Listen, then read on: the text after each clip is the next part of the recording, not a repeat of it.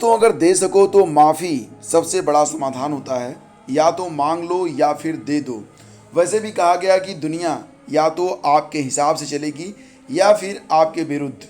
यानी कि अगर आप चाहते हो दुनिया पर राज करना तो फिर या तो इतनी ताकत पैदा कर लो अपने अंदर, अपने आप को इतना काबिल बनाओ कि आप दुनिया के रूल्स बदल सको, या फिर जो चल रहा है उसे चलने दो। वैसे भी लड़ाई का एक ही नियम होता है कि जान लड़ा दो जीतने के लिए या फिर जाने दो। नमस्कार दोस्तों, स्वागत है आप सभी का एस टी डी विज्ञान प्रकाश में। तारीख है आज की 21 मई।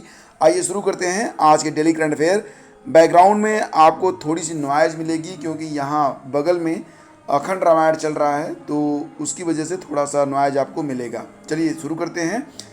केंद्र सरकार के प्रमुख वैज्ञानिक सलाहकार ने कोरोना पर एक सलाह दी है। हमें आपके स्वास्थ्य की परवाह भी है, इसलिए मैं ऐसी खबरों को यहाँ पर शामिल करता हूँ कि हवा में 10 मीटर दूर तक जा सकते हैं वायरस, इसलिए अपने घर और दफ्तर को हवादार रखें। तो कोरोना संक्रमित के आसपास 10 मीटर तक संक्रमण फैल सकता है। घर, दफ्तर या फिर अन्य सार्वजनिक स्थानों पर हवादार होना बेहद ज़रूरी है। केंद्र सरकार के प्रमुख वैज्ञानिक सलाहकार ने विजय राघवन जी ने कोरोना को लेकर एक नई एडवाइजरी जारी की है।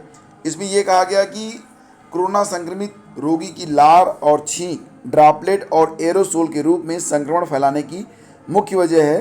ड्रॉपलेट जहां 2 मीटर तक जाकर सतह पर बैठ जाती है, वहीं एरोसोल 10 मीटर तक हवा में यात्रा करता है हवा के साथ। तो एरोसोल के बारे में नई जानकारी को देखते हुए कोरोना नियमों का सख्ती से पालन करना जरूरी है ताकि देश को संक्रमण की तीसरी लहर से बचाया जा सके।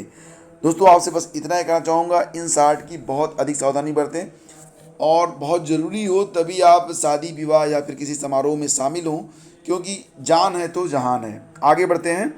और चुनाव में संक्रमित कर्मी की बाद में भी मौत हुई तो परिजनों को मुआवजा और नौकरी। तो यहाँ पर जो खबर है वो ये कह रही है कि चुनाव ड्यूटी के दौरान कोविड संक्रमण के चलते बाद में भी जान गंवाने वाले कर्मचारियों के परिजनों को मुआवजा और नौकरी दिलाने के लिए योगी सरकार ने नियमों में बदलाव की पहल की है।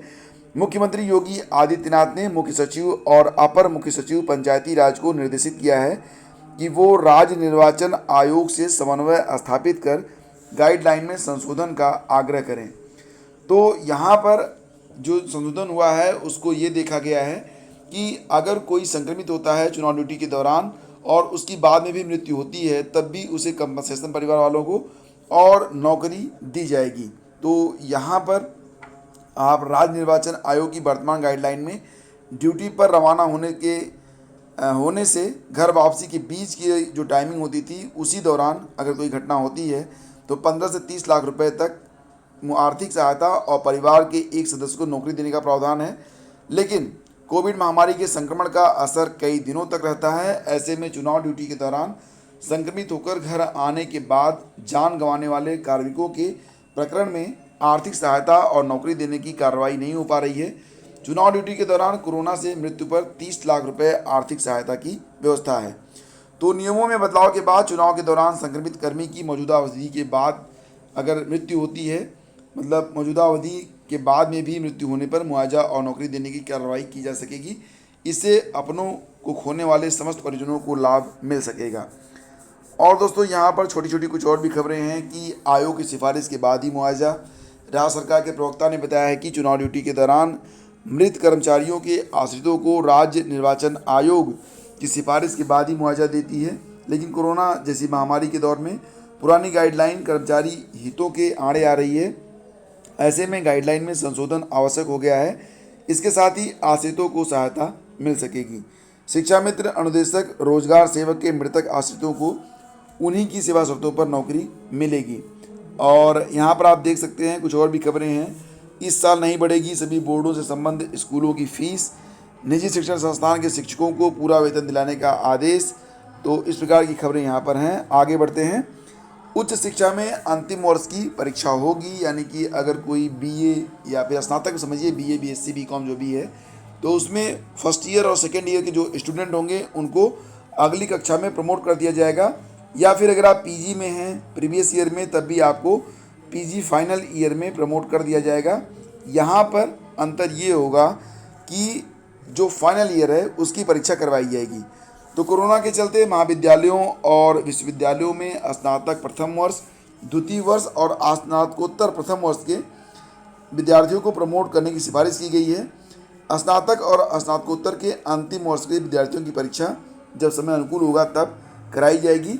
यह सिफारिश 3 कुलपतियों की कमेटी ने प्रदेश सरकार को सौंपी है और कमेटी में छत्रपति साहू जी महाराज विश्वविद्यालय कानपुर के कुलपति प्रोफेसर विनय पाठक, लखनऊ विश्वविद्यालय के कुलपति प्रोफेसर आलोक राय और महात्मा ज्योतिबा फुले रुहेलखंड विश्वविद्यालय बरेली के कुलपति प्रोफेसर कृष्णपाल सिंह थे। परीक्षा का प्रारूप विश्वविद्यालयों को अपने स्तर पर तय करने की सिफारिश की गई है।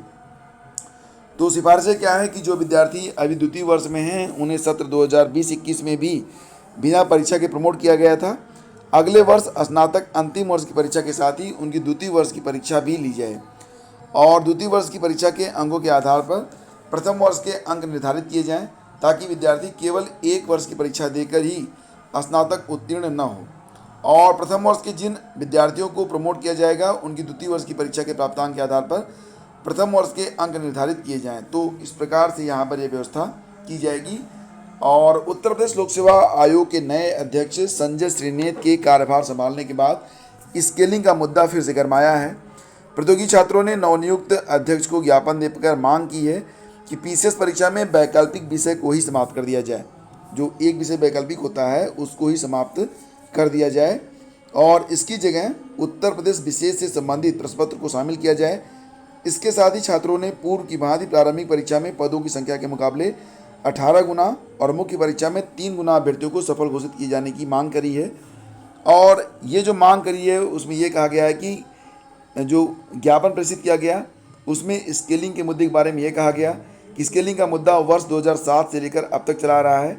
स्केलिंग थी तो भी समस्या थी, स्केलिंग न होने पर भी दिक्कत है। तो यहाँ पर इसका समाधान ये होना चाहिए कि स्केलिंग को ही हटाया जाए। मतलब जो विषय होता है, अब यहाँ पर मैं आपको बता दूँ इन शार्ट की स्केलिंग क्या होता है। मान लेते हैं कि कोई एक अभ्यर्थी है जो मैथ लेकर परीक्षा में बैठता है, एक अभ्यर्थी है जो कि हिंदी लेकर बैठता है। तो डेफिनेटली अगर मैथ का स्टूडेंट है, अगर वो 5 प्रश्न सही करता है तो उसको पूरा अंक मिल जाता है। वहीं पर हिंदी के अभ्यर्थी को पूरा अंक मिलने की संभावना नहीं होती है। तो दोनों अभ्यर्थियों का सिलेक्शन समान स्तर पर हो सके इसके लिए स्केलिंग की जाती है। इसमें जो बहुत स्कोरिंग सब्जेक्ट होते हैं उनके जो अंक होते हैं उनको थोड़ा सा घटाया जाता है एक नियम के अनुसार, और जो नॉन स्कोरिंग सब्जेक्ट हैं उनका थोड़ा सा बढ़ाया जाता है ताकि एक लेवल मेंटेन हो सके। तो ये होती है स्केलिंग। तो इसी वजह से कई राज्यों ने पीसीएस परीक्षा में वैकल्पिक विषय को ही हटा दिया और समान अध्ययन का पेपर शामिल कर लिया है। यूपीपीएससी में भी ऐसा किया जा सकता है। वैकल्पिक विषय की जगह यूपी विशेष पर आधारित 2 प्रश्न पत्र शामिल किए जा सकते हैं। ऐसे में स्केलिंग का विवाद जो होगा वो हमेशा के लिए समाप्त हो जाएगा और प्रदेश के भावी अफसरों को भी परीक्षा में साबित करना होगा कि वो उत्तर प्रदेश के बारे में कितना जानते हैं। प्रतियोगियों का दावा है कि पीसीएस 2019 से स्केलिंग को हटाया गया जिससे अन्य राज्यों के अभ्यर्थियों के चयन का ग्राफ बढ़ गया है। अगर वैकल्पिक विषय नहीं होगा तो स्केलिंग भी नहीं होगी और यूपी विशेष पर आधारित पेपर होने पर प्रदेश के युवाओं के चयन के अवसर भी बढ़ेंगे। तो छात्रों का कहना है कि पीसीएस परीक्षा का पैटर्न बदलने और कोविड के कारण सबसे ज़्यादा उन अभ्यर्थियों पर इसका प्रभाव पड़ा है जो ओवर एज होने वाले हैं या हो चुके हैं। तो ऐसे में अभ्यर्थियों को अगली 2 पीसीएस परीक्षाओं में शामिल होने के लिए 2 अतिरिक्त अवसर भी दिए जाएं। खैर, अतिरिक्त अवसर मिलना चाहिए। और आगे बढ़ते हैं। मुख्यमंत्री के निर्देश के बाद सरकारी नौकरियों में खिलाड़ियों के लिए आरक्षित पदों को भरने की कवायद शुरू हो गई है। खेल प्रशिक्षक समेत कई पदों पर भर्ती की जाएगी। खेल विभाग में रिक्त पदों पर भर्ती के लिए प्रस्ताव UPSSC को भेज दिया गया है।